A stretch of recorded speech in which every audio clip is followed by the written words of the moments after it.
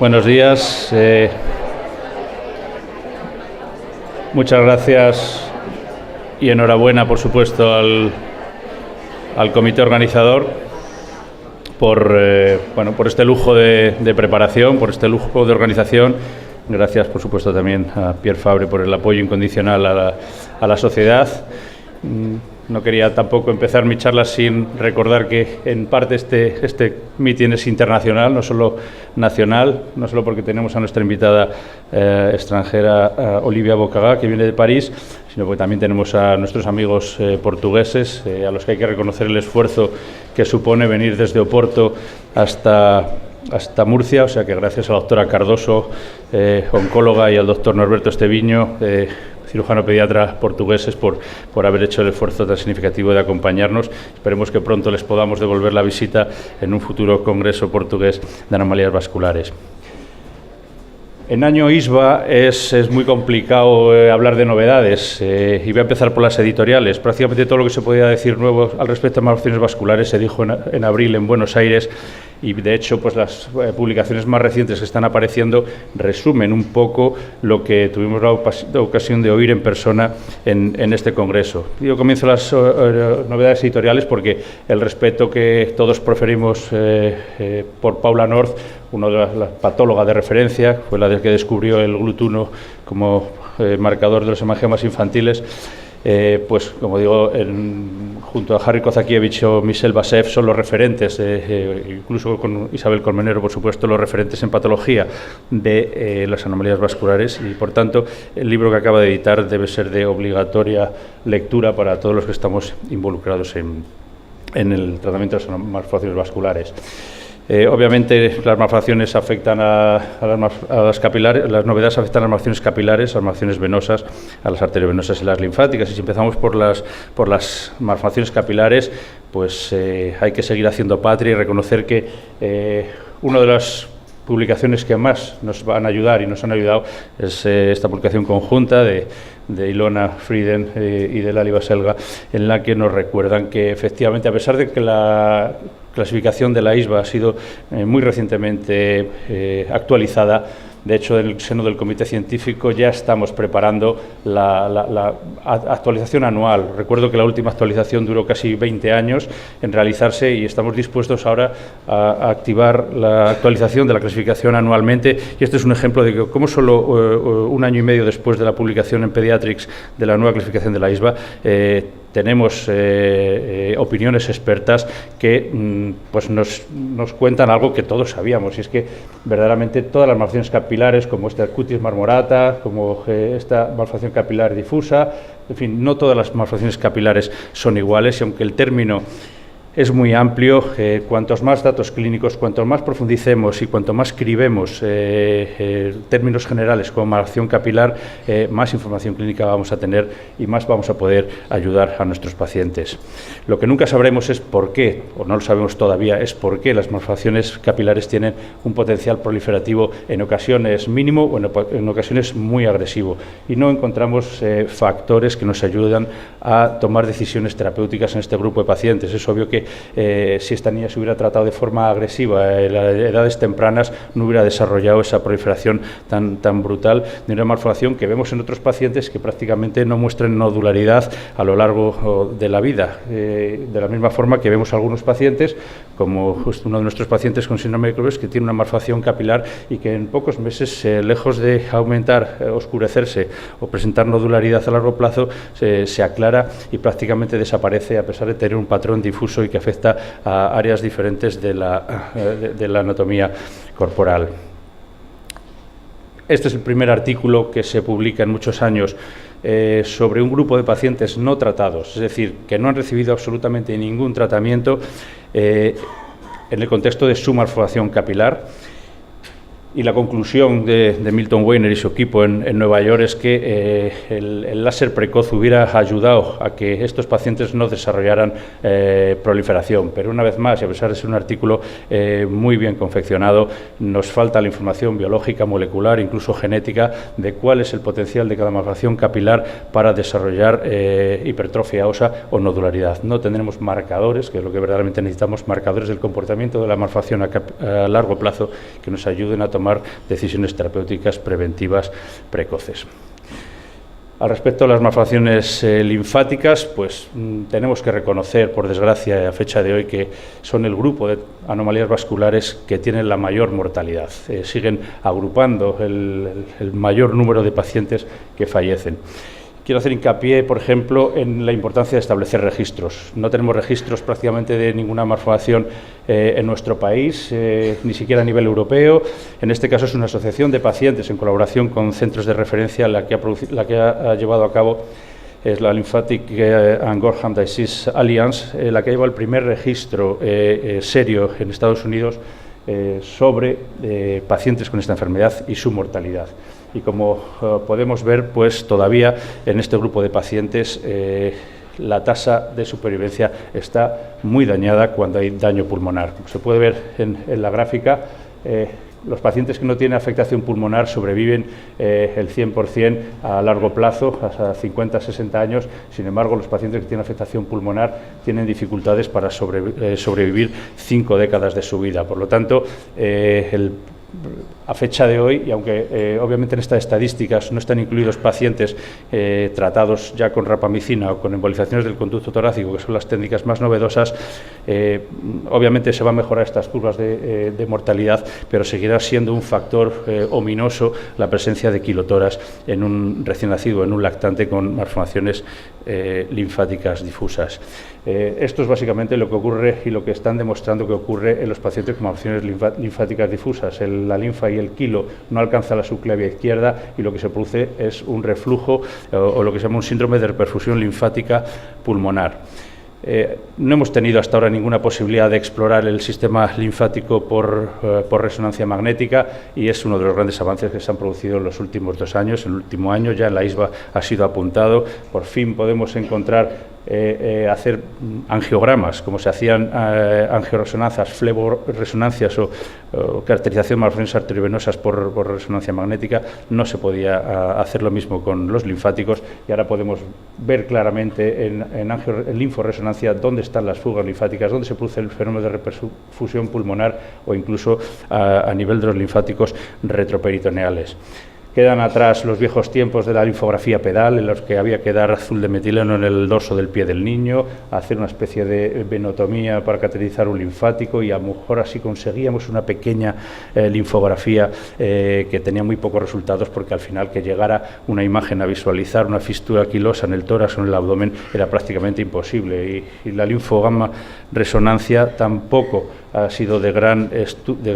ayuda desde el punto de vista anatómico, puesto que la enfermedad la información quedaba era mucho más funcional y grosera de lo que necesitábamos desde el punto de vista terapéutico. Y por eso se ha producido el salto cualitativo en la realización de linfografías, que es inyectar los ganglios inguinales con finas agujas, inyectar a mínima presión el contraste y rellenar todas las vías linfáticas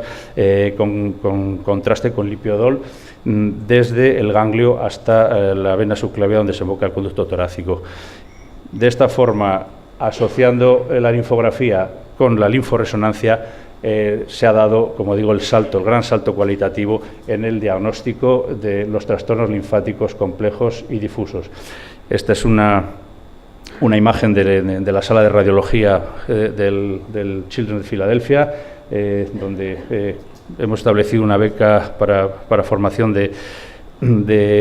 radiólogos intervencionistas expertos en manejo de los linfáticos. Se ha establecido un programa justo este año y hemos tenido la ocasión de inaugurarlo con una de nuestras radiólogas que va a pasar allí unos meses. Como ven, hay una resonancia magnética y una sala de intervencionismo que están comunicadas por raíles. El enfermo entra y sale de la resonancia a la sala de cateterismo en función de las necesidades del radiólogo para explorar perfectamente el sistema linfático. Y hemos pasado de tener imágenes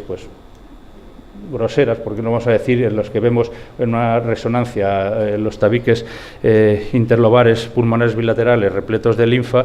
signo de obstrucción, pero sin características anatómicas concretas de qué es lo que hay que hacer, o una imagen radiológica de quilotoras, a que con la linforesonancia vemos exactamente las características del flujo linfático aberrante de retorno hacia los linfáticos torácicos, y una vez con estas imágenes de resonancia magnética se puede inyectar el conducto torácico por vía percutánea abdominal, cateterizarlo y embolizar los vasos que están produciendo reflujo quiloso hacia el tórax, hacia el pulmón, y que van a ser la causa última de fallecimiento de estos pacientes por insuficiencia respiratoria restrictiva, como si el quilo fuera un agente fibrosante de la pared torácica, de la pleura, y tanto parietal como visceral. En este paciente, cortesía del doctor Ritkin, se ve la embolización del conducto torácico y de la fístula al pulmón. Incluso, aunque como la mejoría del paciente no era completa, se repitió otra linforresonancia, se vio que había también reflujo no solo pulmonar, sino por los linfáticos retroperitoneales, y aquí se ve un grueso tronco que también se embolizó y que consiguió la curación definitiva del paciente. Esto es lo que nos espera y esto es a lo que nos tenemos que ir acostumbrando, y este es el empujón que desde el punto de vista clínico tenemos que dar a nuestros radiólogos para que mejoren la calidad de vida y las posibilidades de supervivencia de estos pacientes que no tienen prácticamente ninguna otra opción terapéutica, puesto que las ligaduras del conducto torácico, las pleurodesis por tracoscopia muestran una eficacia muy reducida. También tenemos que aprender del tercer mundo. Hay países como la India en que el quilotórax se trata, por decirlo así, como se puede, pero con éxito, y curiosamente donde es impensable que haya embolizaciones del conducto torácico, han descubierto que haciendo ventanas pleuropulmonares, toracoabdominales, mediante un parche de Gore-Tex en la cúpula diafragmática, en la que hacen pequeños orificios con un punch de biopsia dermatológica, consiguen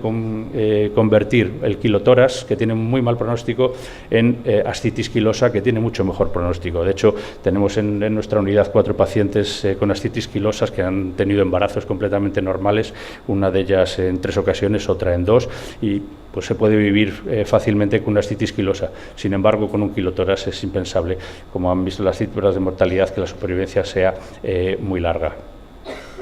De hecho, el establecer correcciones con parches de Gore-Tex de la cúpula diafragmática es una técnica habitual en el tratamiento de la hernia diafragmática congénita, y esto se hace prácticamente a diario en todos los hospitales, de nuestro país, por cirujanos pediátricos entrenados.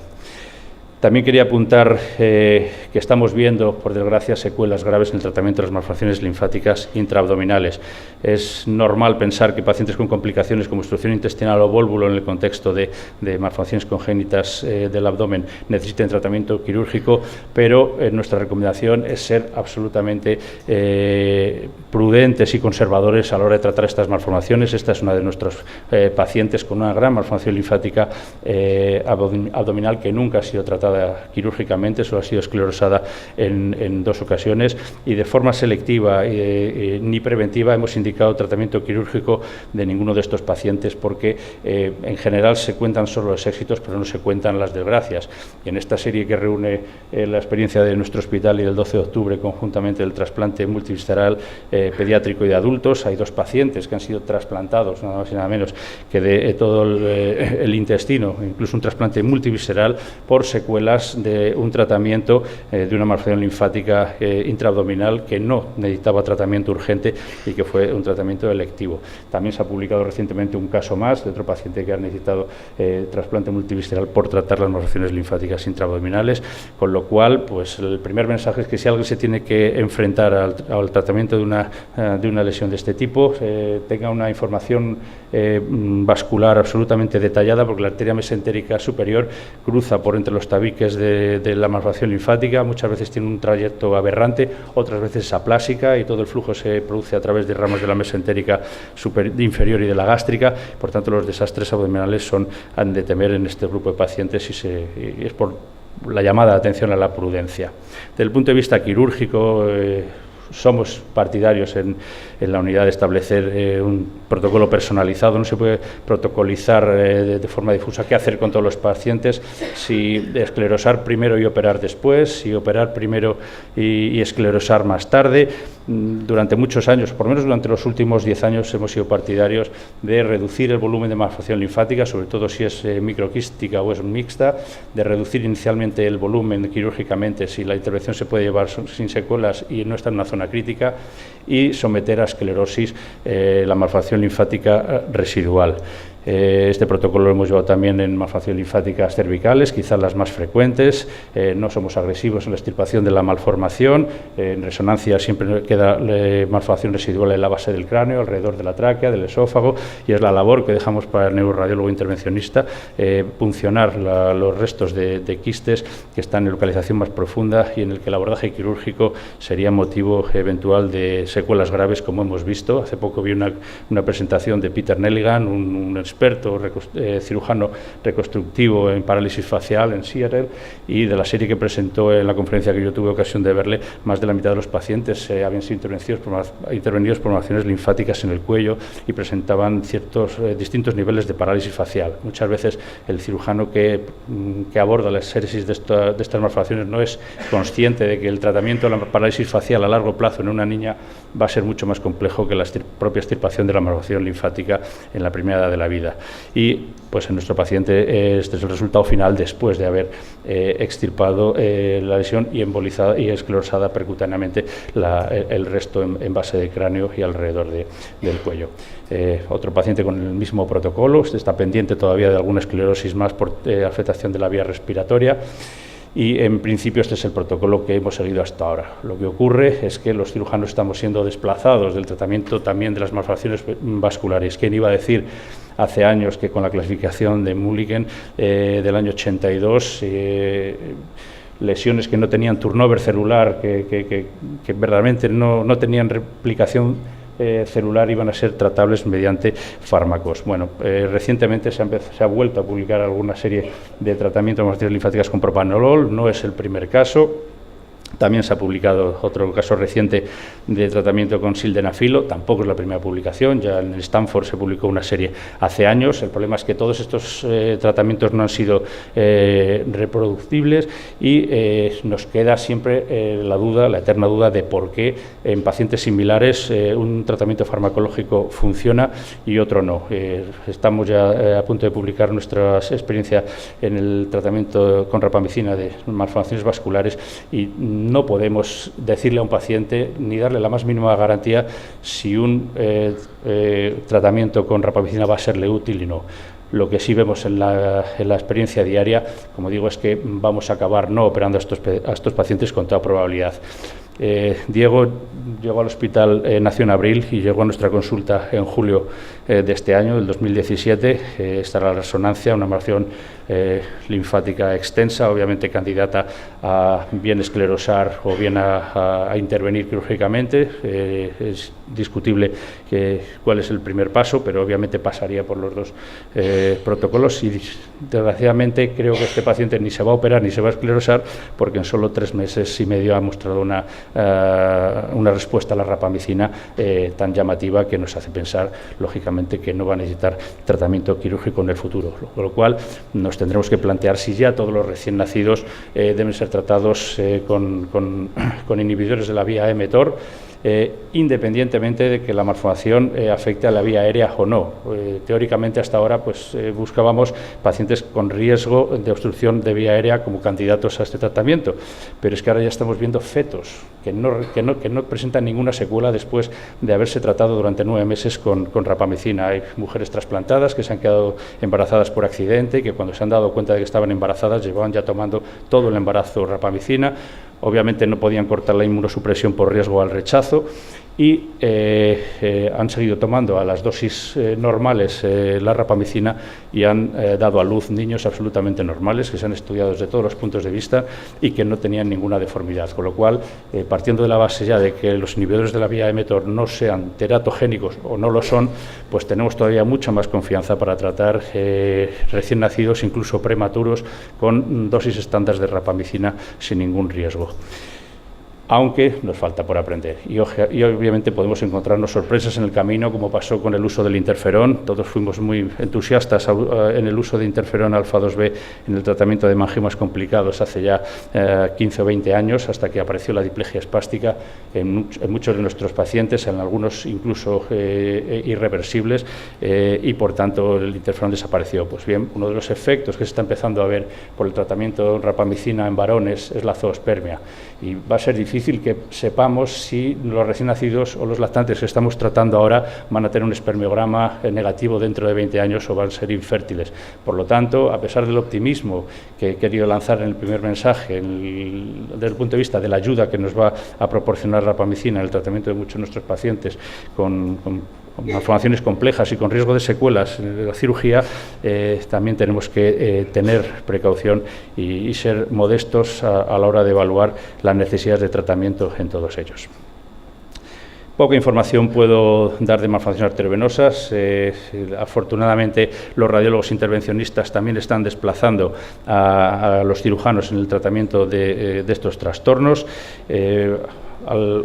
También quiero romper una lanza, y aunque hoy no están aquí, tenemos que estar orgullosos de tener uno de los primeros grupos en investigación y en tratamiento de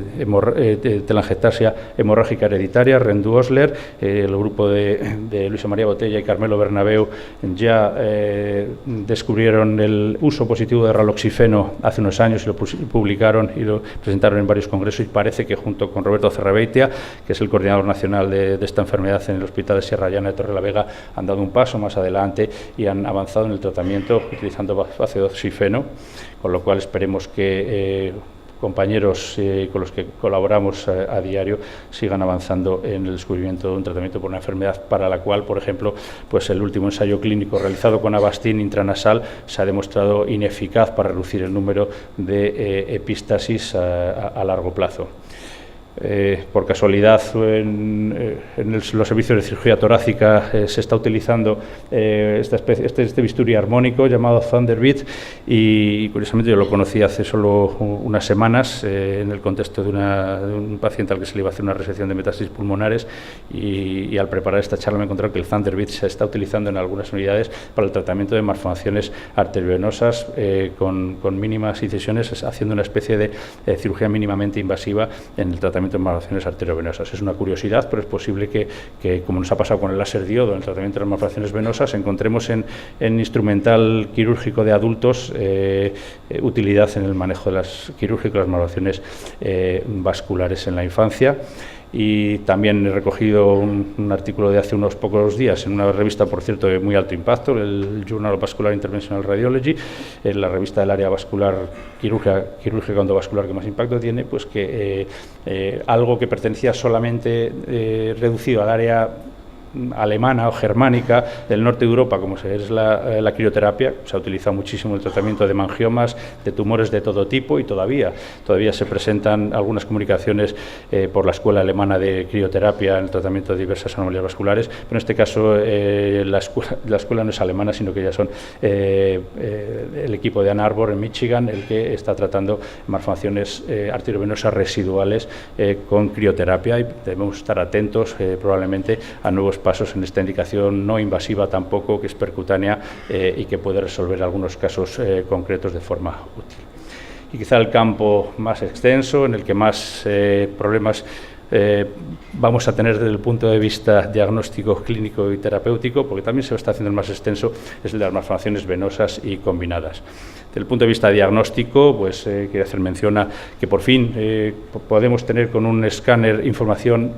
hemodinámica, no solo anatómica, estructural y de la arquitectura de la malformación venosa, sino que podemos constatar por un escáner si la malformación tiene un flujo de retorno inmediato al sistema venoso profundo de la extremidad o incluso del tórax, lo cual conllevaría un riesgo para técnicas endovasculares e incluso quirúrgicas, y de esta forma pues garantizamos que por lo menos, aunque el TAC radia al niño, merezca la pena en el contexto de obtener información muy útil para su tratamiento.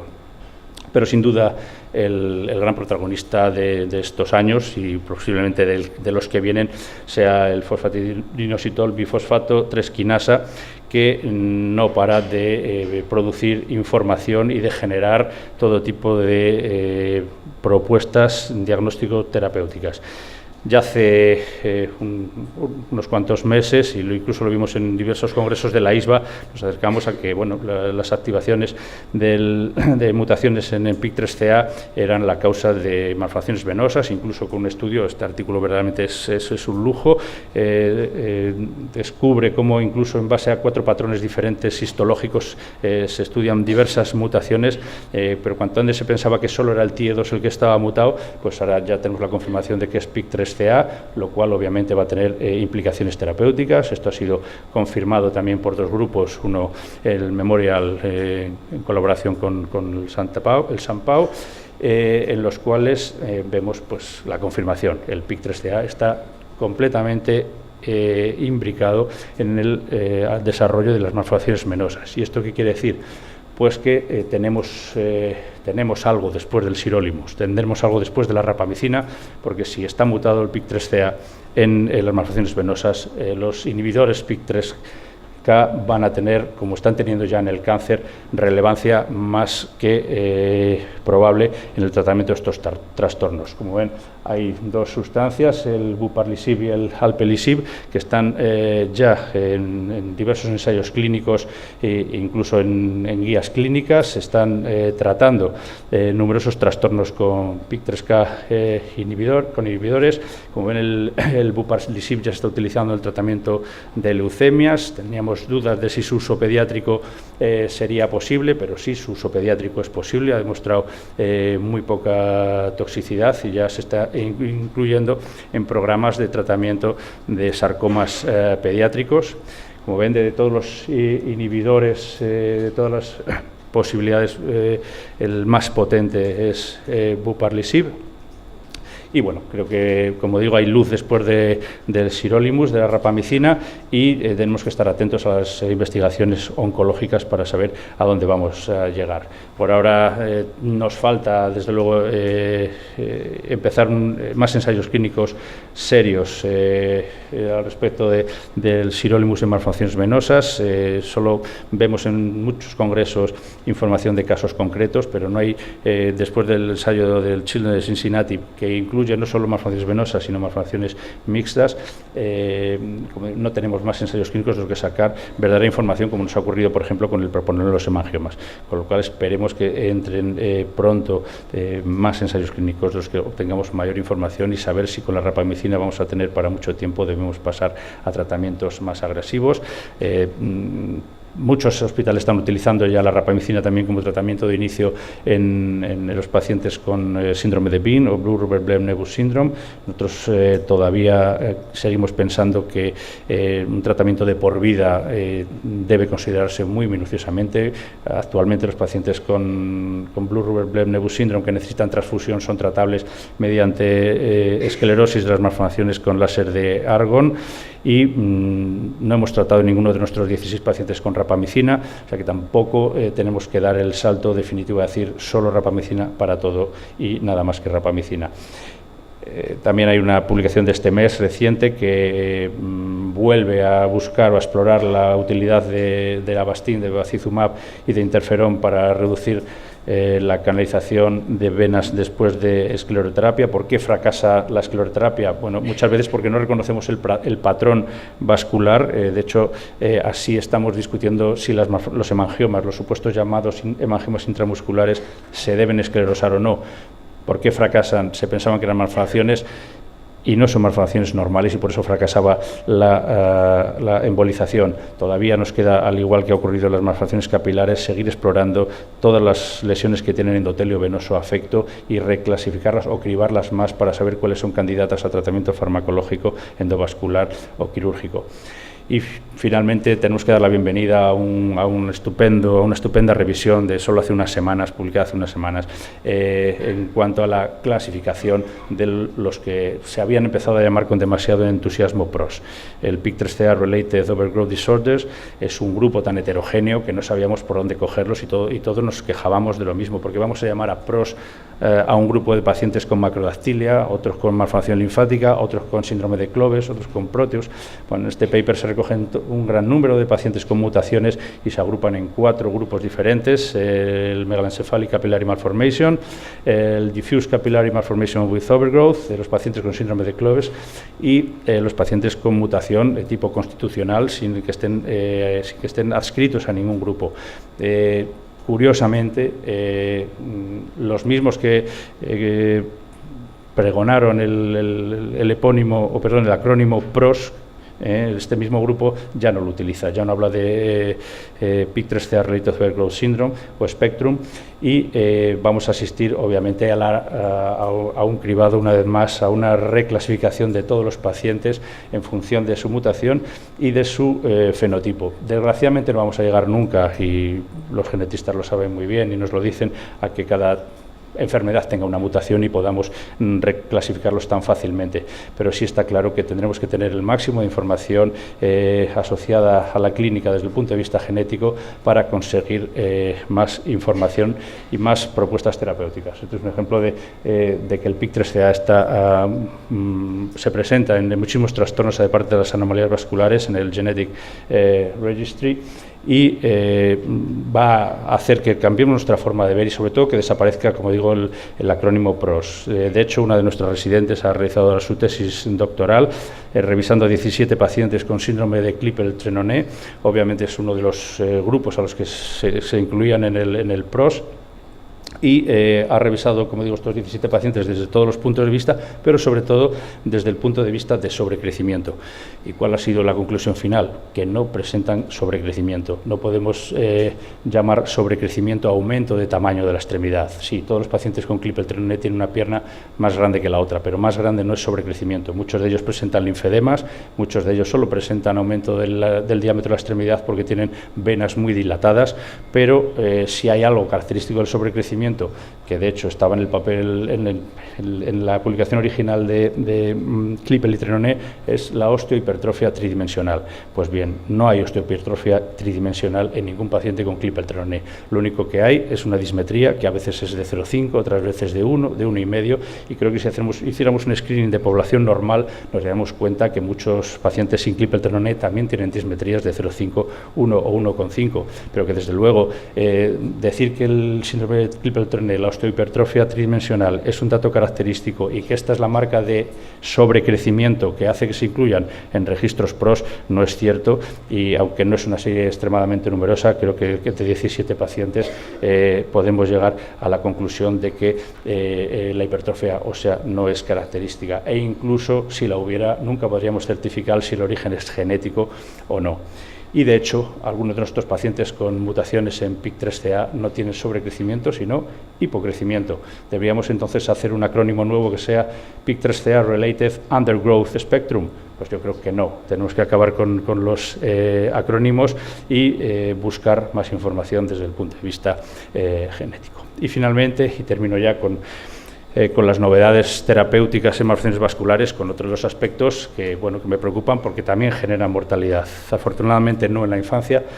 pero sí a largo plazo, y es el tromboembolismo pulmonar. Tenemos niños en tratamiento con Sintrom de por vida o con tratamientos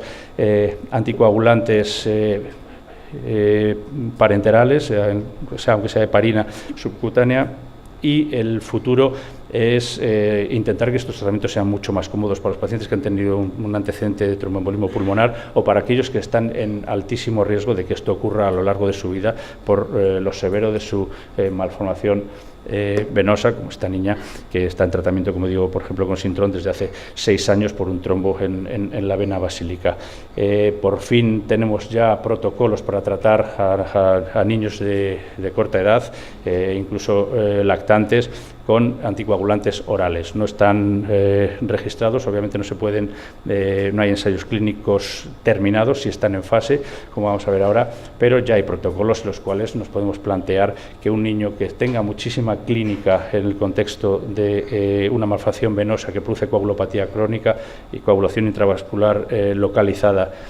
con dolor, se pueda tratar con apixaban en vez de con heparina percutánea, puesto que la heparina no la aguantan durante mucho más de unos meses los niños, y por tanto tenemos la necesidad de buscar una alternativa oral el tratamiento de estos pacientes. Como digo, ya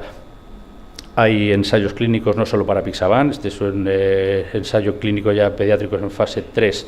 para Rivaroxaban, el Xarelto. Este es el ensayo clínico en curso de Apixaban, aunque hay otros más, como el que vamos a seguir nosotros, está siguiendo en nuestro hospital en el contexto de trombosis venosa central por catéter en pacientes oncológicos en recién nacidos, y los hay también con Pradaxa, con Dabigatran,